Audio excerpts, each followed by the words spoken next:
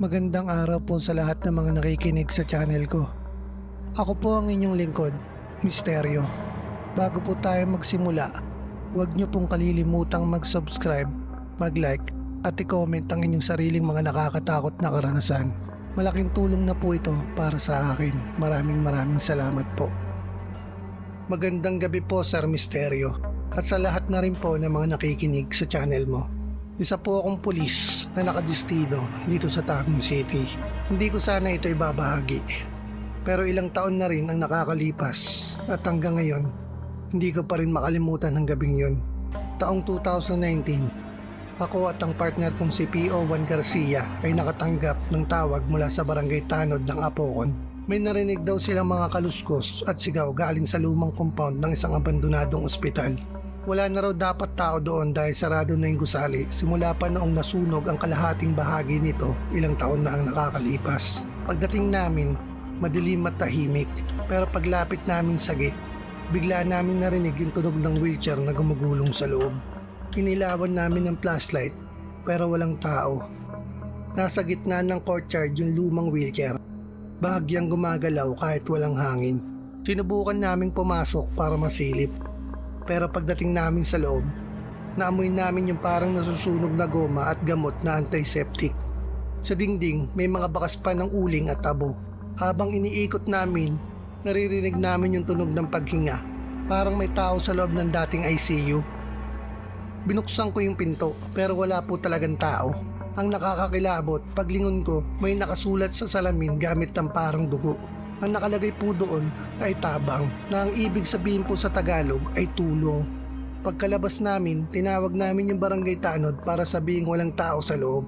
Pero ang sabi nila, imposibleng nakapasok kami kasi ayon sa kanila, wala na raw pinto ang ospital. Nabaklas na raw lahat simula pa noong 2017. Kinabukasan, pinuntahan namin ulit. Tama nga sila, sarado na talaga. Puro semento at bakal ang nakaharang. Pero itong hindi ko makakalimutan. Sa harap ng gusali, nandoon pa yung wheelchair at sa upuan nito may nakapatong na pulang ID, pangalan ni P.O. Juan Garcia. Ang nakakapagtaka, kasama ko si Garcia kagabi. Pero nang tawagan ko siya kinabukasan, ang sagot ng asawa niya, patay na raw si Garcia, 1 taon na. Naaksidente raw habang nagmamaneho pa uwi mula sa duty. Hanggang ngayon, hindi ko alam kung sino yung kasama kong pumasok sa loob ng ospital. Hanggang dito na lang po ang istorya ko, Sir Misteryo. God bless po at more powers po sa channel nyo. Muli po, Patrolman Viloria, taga Tagum City, Davao del Norte. At sana po, may salaysay nyo po ang kwento ko para mapakinggan ng maraming tagapakinig ng inyong channel. Maraming salamat po.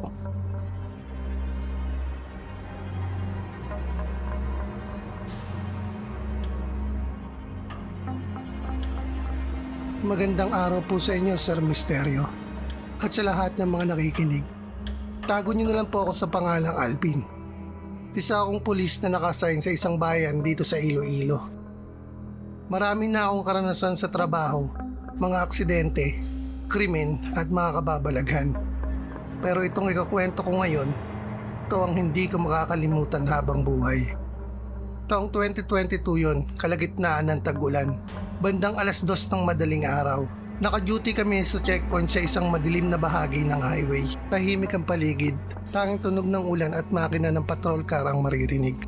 Maya-maya, may papalapit na tricycle. Dahan-dahan, parang hirap umandar.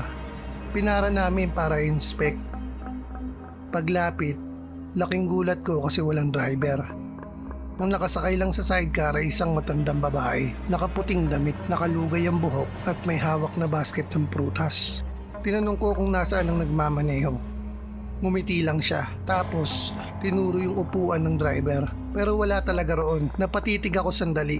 Tapos paglingon ko ulit sa kanya, wala na siya. Naiwan lang yung tricycle, patay na ang makina.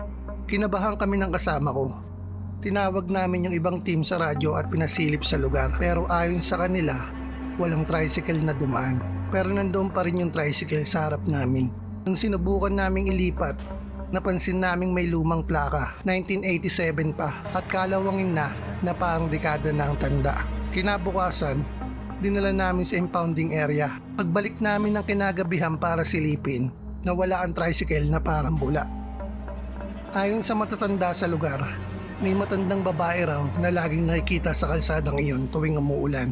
Isa raw siyang tindera ng prutas noon na naaksidente at namatay sa mismong kanto kung saan kami naka-checkpoint. Simula noon, kapag ako ang naka-duty at umuulan, lagi akong may dalang rosaryo at hindi ko hinahayaan na mag-isa sa checkpoint.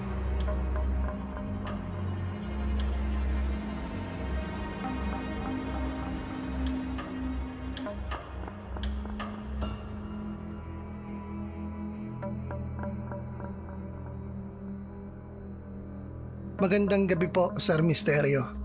Ako po si Erning. Isa po akong pulis at patrolman dito sa Calamba. Gusto ko lang pong ibahagi ang isa sa mga hindi ko makakalimutang karanasan noong 2023. Noong baguhan pa lang ako sa serbisyo, may dumating na report isang gabi tungkol daw sa malakas na amoy na nanggagaling sa isang lumang bahay sa barangay Makiling. Ang sabi ng mga residente, ilang gabi na raw nilang naaamoy yung parang nabubulok na karne. Pero walang gustong pumasok kasi matagal nang abandonado yung bahay. Pumunta kami ng partner kong si SPO1 Lasso. Pagdating namin, napansin naming bukas ang gate at may mga tuyong dahon sa paligid. Parang walang tumira doon ng ilang taon. Pagpasok namin sa loob, sobrang dilim. Pero ramdam mo yung presensya na kung anong mabigat. Pag-akit namin sa ikalawang palapag, bigla kong napansin na parang may anino sa dulo ng hallway. Akala ko tao. Pero nang ilawan ko, nakatayo lang siya sa gilid at nakatingin sa amin. Hindi gumagalaw. Naisip ko baka may nakatira pa roon, kaya nilapitan ko. Pero habang papalapit kami, unti-unti itong nawala. Nang sinilip namin yung kwarto kung saan lumitaw ang anino, may nakita kaming isang lumang litrato sa saig. Isang pamilya, pero sa likod ng larawan may nakasulat, "Huwag niyo akong kalimutan." Paglabas namin ng bahay, nagtanong kami sa isang matandang nakatira sa tapat. Ang sabi niya, yung bahay na yon, dati raw may pamilyang nalunod sa baha noong 1999. Ang katawan ng ama hindi na raw natagpuan. At simula noon, kahit sinong pumasok doon, nakakaamoy ng nabubulok pero walang bangkay. Pagbalik namin sa presinto, kinreport namin kay Hepe ang aming nakita. Pero kinaumagahan nang sinubukan naming bumalik para kumuha ng litrato, sarado na ulit ang bahay. At sabi ng mga residente, wala raw amoy kagabi, parang walang nangyari. Hanggang ngayon, tuwing dadaan ako sa lugar na yon, napapansin kong laging may ilaw na nakasindi sa ikalawang palapag kahit walang kuryente sa bahay na yon.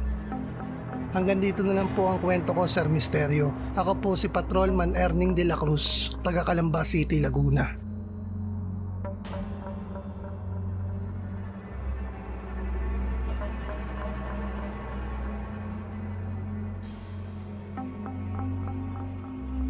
Magandang araw po sa inyo, Sir Misterio, at sa lahat na rin po ng mga nakikinig sa channel mo.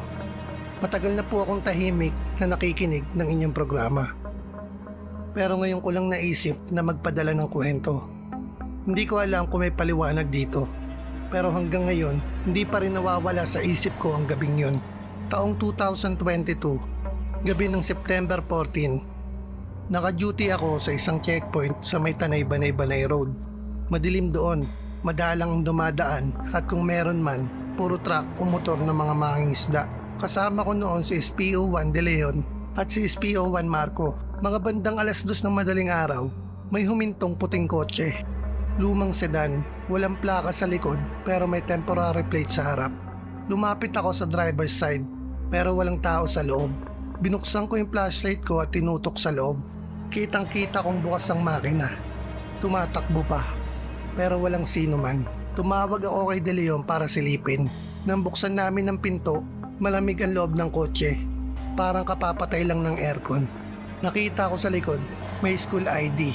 Ang nakalagay sa pangalan, Maria L. Chongson, 17 anyos, taga Morong Rizal daw. Pero ito ang nakakapagtaka. May kaparehong pangalang nakapile sa missing person list na nakita namin sa station ilang araw bago noon. Nawawala raw simula noong September 9. Nang tinignan namin yung likod ng kotse, may bahid ng putik na parang bakas ng paa. Pero hindi pangkaraniwan ang laki. Parang mas mahaba at may markang tila may kuko sa dulo. Kinabukasan, dinala namin yung sasakyan sa impounding area. Pero pagkaraan ng 2 araw, pagbalik namin para inspect, biglang wala na yung kotse sa listahan. Sabi ng duty officer, wala raw pumapasok na ganong unit.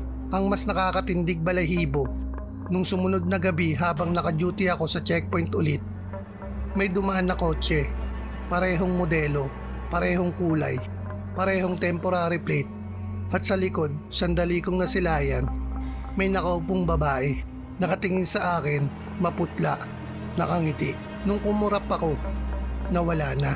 Simula noon, tuwing 2:00 ng madaling araw, laging may puting kotse na dumaraan sa checkpoint na iyon. Pero kahit anong stop signal namin, hindi siya humihinto. At tuwing titignan namin sa dashcam, walang lumalabas. Ito lang po yung karanasan ko, Sir Misterio. Muli, ako po si Patrolman Ramirez, taga Tanay Rizal.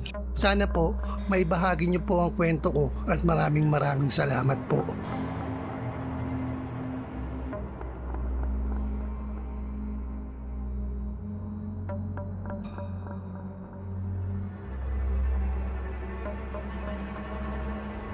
Magandang araw po sa lahat ng mga nakikinig.